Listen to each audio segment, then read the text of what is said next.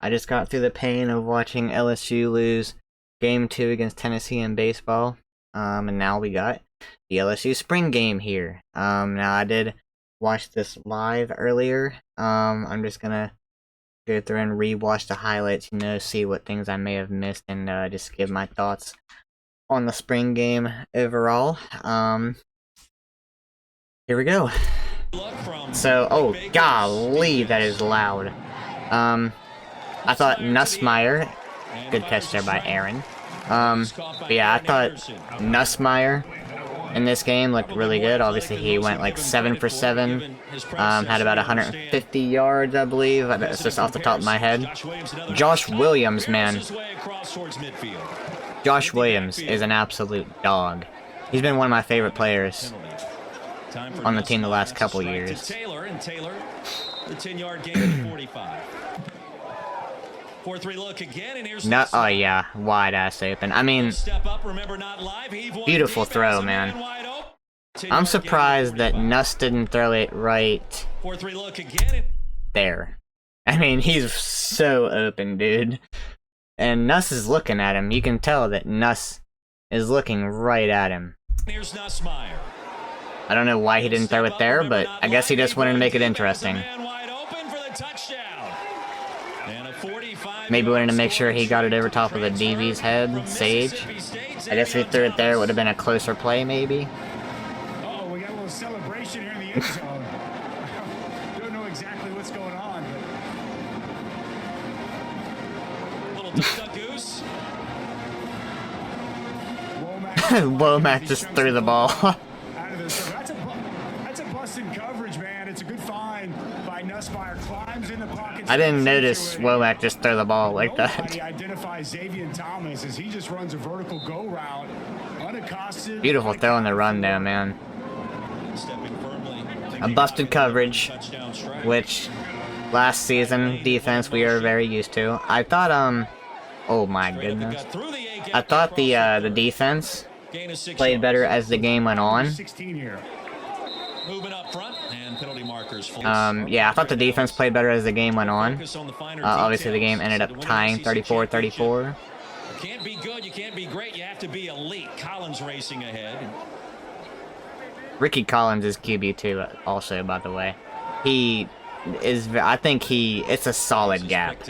I think it's Nussmeier, good gap, Ricky Collins, good gap, AJ Swan, and Colin Hurley. Honestly, I would probably put Colin Hurley above AJ Swan, to be honest with you. Tumbling down inside the 35. Only 30 passes for almost 600 yards a year ago. Josh Williams, dude. Williams along the left side. I just love him as a player so much, dude. Caleb Jackson. Alright. So, let's go ahead and, take a look at this right here. This is Sage Ryan. Look how he's committed to going down. That's leaving this wide open.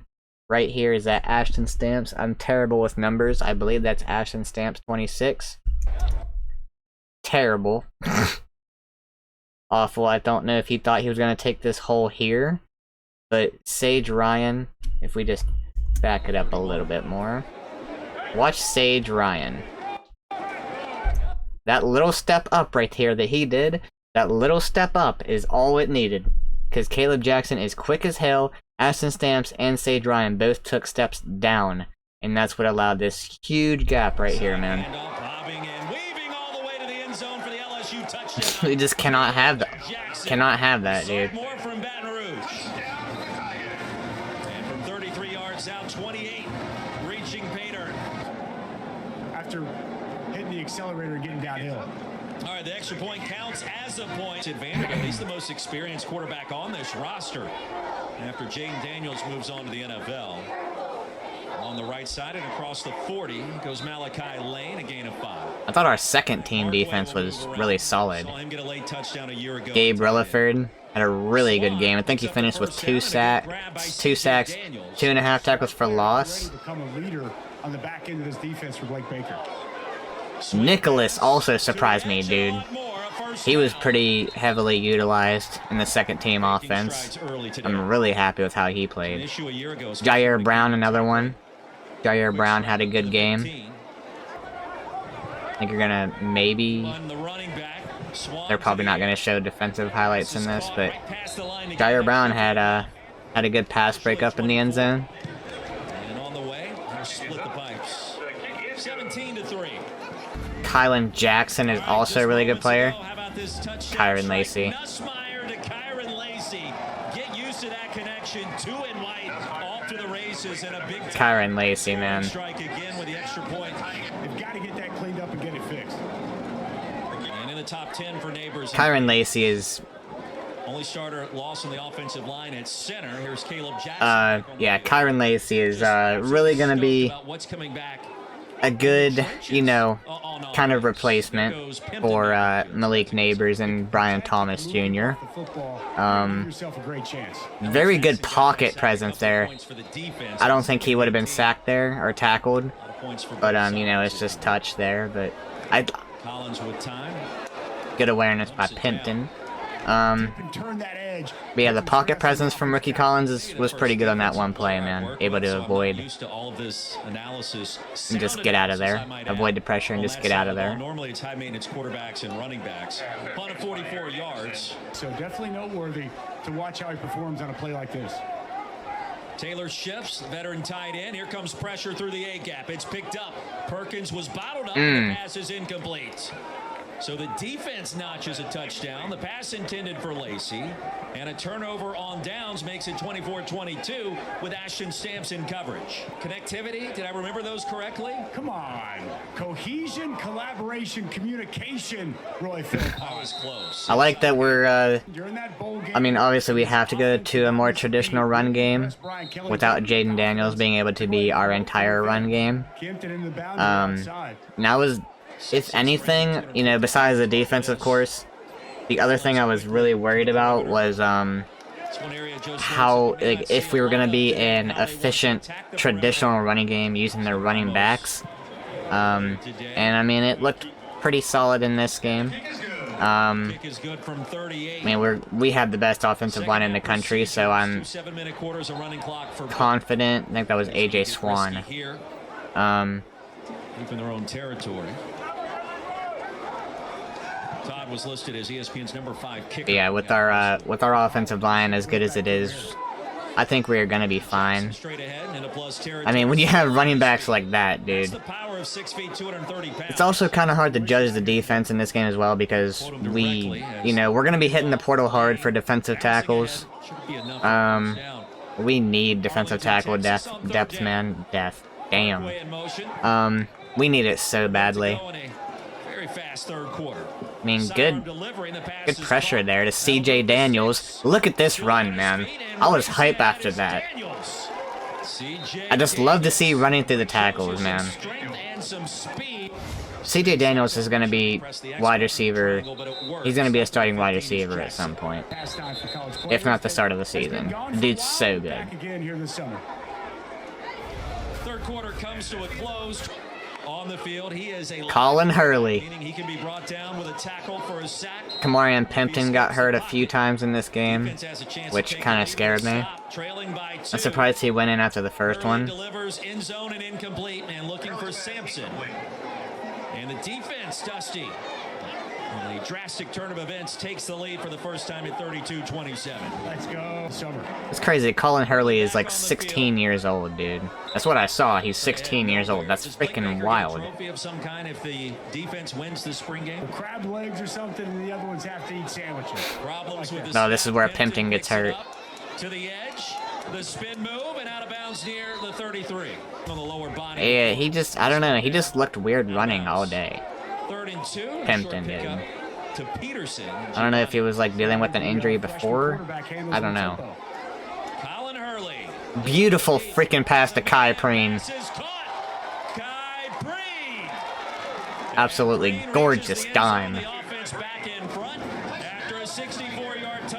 So happy for him, man. And that was under pressure too. Hurley gets hit. That ball could not have been placed any better. He had pressure on his face too as Relaford once again off the right side right there. Hurley's got to get the ball out. Yes, sir.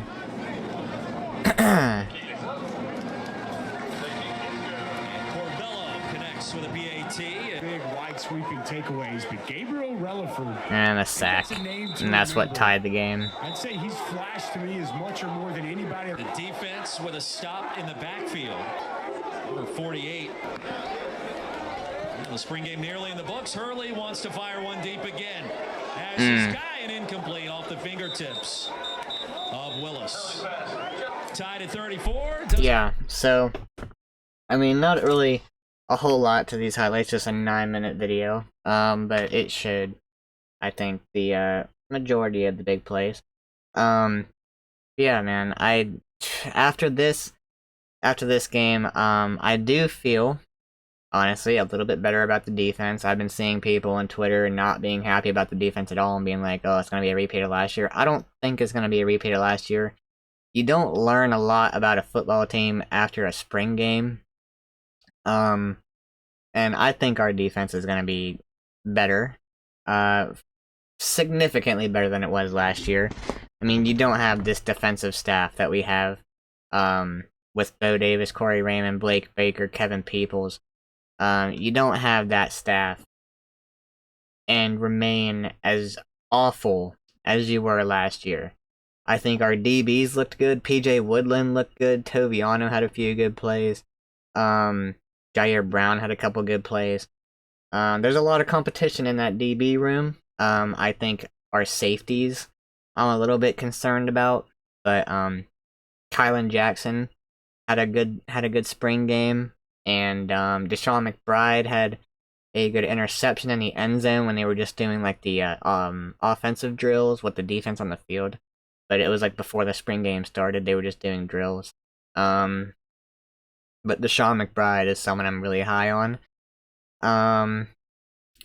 I like our edge rush. I like Gabe Relaford. I like how Harold Perkins was used. Perkins just looked more comfortable out there. He was flying around like his old self. We had him on a QB spy, and he was able to get to Ricky Collins one time when Ricky Collins wanted to run. He was able to stretch the field, run left to right, sideline to sideline. He had a good tackle on Josh Williams, I believe it was, Harold Perkins. So I liked how Harold Perkins looked. What else? I mean, I'm not worried about our running backs. If we can get Trey Hawley back, from all that he has going on. If we can get him back and we got Caden Durham coming in, I really like our running back room. Nussmeier looks... I'm not worried about Nussmeier either. I'm not worried about our receivers. Really? I'm just concerned about our safeties. And our run defense, man. We gotta fix the busted coverages in the pass game, which I think we will do. It's better to have them now and then have the, like 4.5 months, whatever it is, till the season starts. Better to have those mistakes now and get them fixed in the next 4 or so months leading up to USC. So yeah, man, I'm just worried about our safeties. But I think we do have the talent to be better in that regard.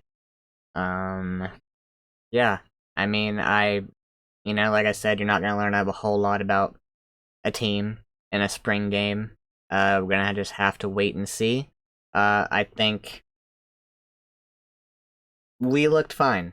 I like the way the first team offense looked. I thought the first team defense got better as the game went on. So yeah, I mean, I'm pretty satisfied with how the game went.